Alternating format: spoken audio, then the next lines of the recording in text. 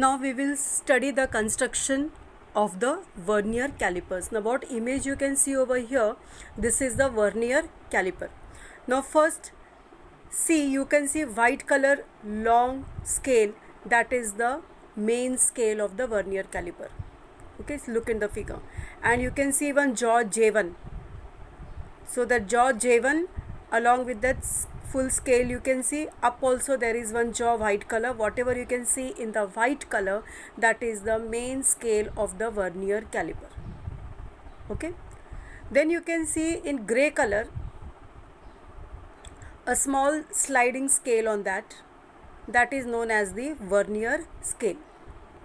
Now the main scale, which is in white color, that is having over here in the figure 10 centimeter. The scale is of 10 centimeter. Okay, so your minimum, the minimum measurement over here is what? It is 1 millimeter. Then you have your vernier scale. You can see there are 0 to 10, there are 10 divisions, and the length of this 10 divisions is 9 mm. You can have 20 divisions also on the vernier scale, that is a gray color scale, but if you have 20 divisions, then the length of the 20 divisions will be 19. If you have 25 divisions, then the length will be 24 mm. Okay, so are you getting what I am telling you? 10 divisions means length कितना होगा scale में measure करेंगे तो it is 9 mm, one less than the number of divisions, number of lines. Now this gray color vernier scale can be slided here and there. It moves throughout the main scale. And suppose I want to measure something, like now in the figure they are measuring the diameter of a spear. So what you have to do, you have to keep the spear in between the two jaws, J1 and J2.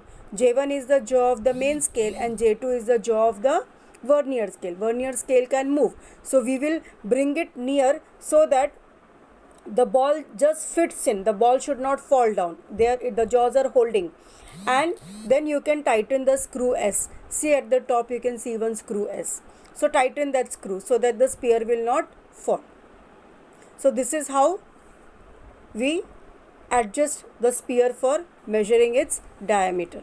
Now you can see on the top there are inside jaws. Now suppose there is a hollow pipe and you want to measure the inside diameter of the pipe, then you will put the pipe over these two. These two jaws will go inside the pipe, and then you can find the internal diameter. What your spear, what we are measuring is the outside diameter. If you want to measure the inside diameter of a pipe, then pipe you have to put it on these inside jaws. The jaws will be inside the pipe, and then you can measure. Then you can see at last there is one tail, that is known as tail of the vernier caliper. Now this tail is used to measure the depth. Suppose there is a bottle, I want to measure how deep it is. Then this tail is inserted inside the bottle and the measurement can be done. So this is the construction of the vernier caliper. Main scale, vernier scale, outside jaws for measuring outside length. Even if you want to measure the length of some, say, rectangular piece, keep it between J1 and J2. If you want to measure the internal length of a hollow thing, the upper jaws are only for measuring the hollow things.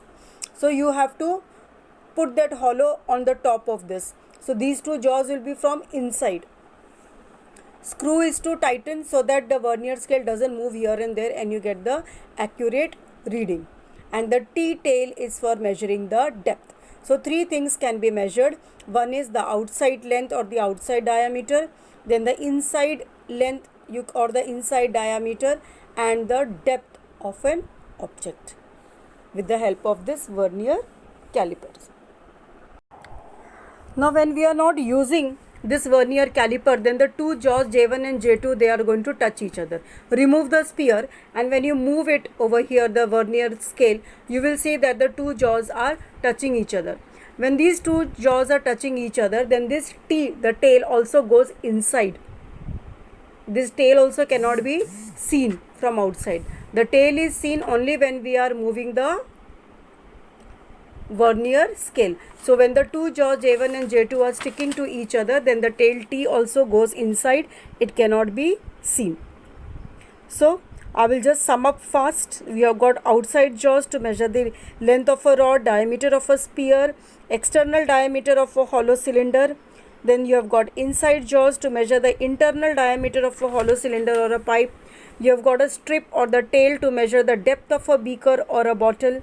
You have a main scale. Now main scale can measure correctly up to 1 millimeter, and the vernier scale will help you to go up to 0.1 millimeter. So the vernier scale is going to give you the more additional information to measure more correctly. So up to the meter correctly you will get with the help of the main scale, and 0.1 mm you will get by the vernier scale. So now here you can measure more smaller things as compared to your meter scale.